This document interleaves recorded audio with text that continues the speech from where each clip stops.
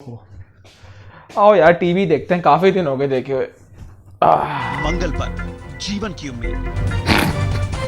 वो दिन दूर अबे नहीं मार जब तो मंगल जा ग्रह रहे। पर भी जिंदगी हद ही सर हो पर गई है। भागेगी, बस्तियां बनेंगी, शहर बसेगा।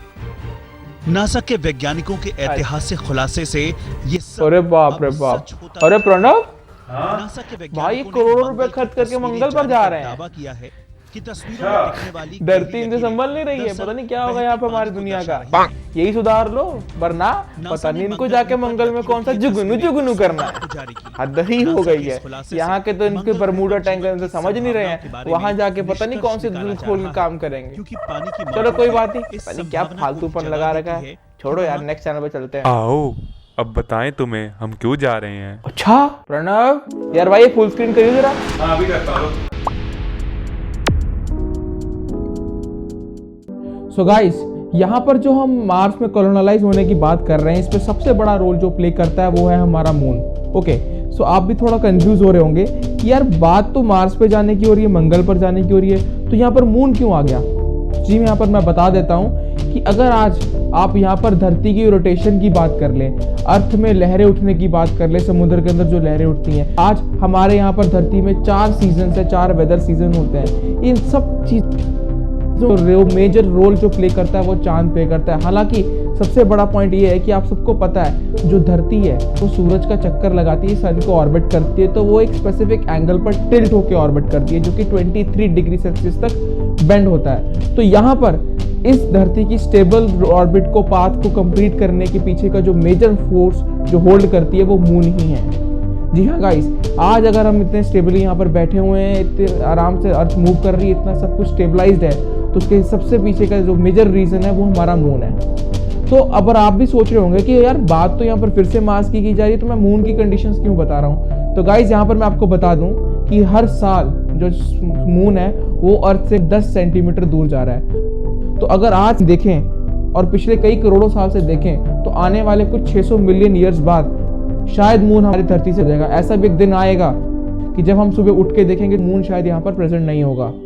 तो अगर मून यहाँ पर प्रेजेंट नहीं होगा तो हमारे जो 4 के 4 वेदर सीजन है वो सब इरेगुलर हो जाएंगे।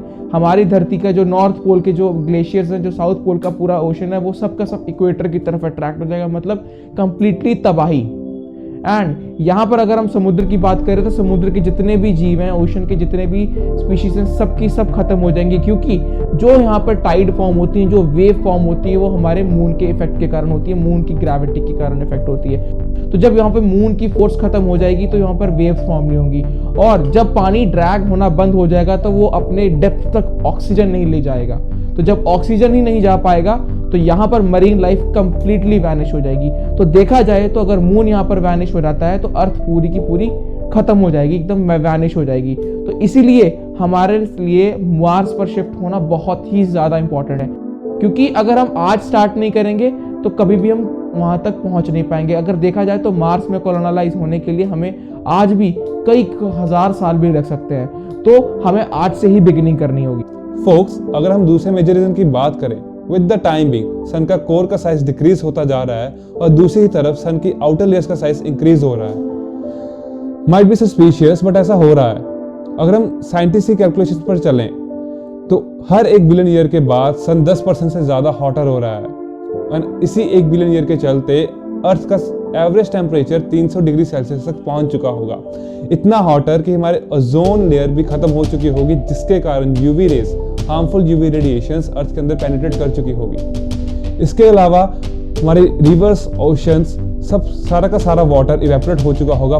जैसे जैसे सन बढ़ रहा है उसकी ग्रेविटेशनल पुल में भी इंक्रीज आ रहा है, एंड इसी के इंक्रीज आते आते वो अर्थ को अपनी तरफ अट्रैक्ट करेगा, एंड कुछ बिलियन ईयर्स बाद वो अर्थ को इनगल्फ भी कर लेगा। जैसा कि मैंने आपको बताया कि तकरीबन 1 बिलियन ईयर के बाद अर्थ का एवरेज टेम्परेचर 300 डिग्री सेल्सियस तक पहुंच चुका होगा, बट हमारी ह्यूमन एग्जिस्टेंस के लिए हमारे पास सिर्फ 200 से 300 मिलियन ईयर्स हैं, एंड तब तक अर्थ का टेम्परेचर होगा 70 डिग्री सेल्सियस।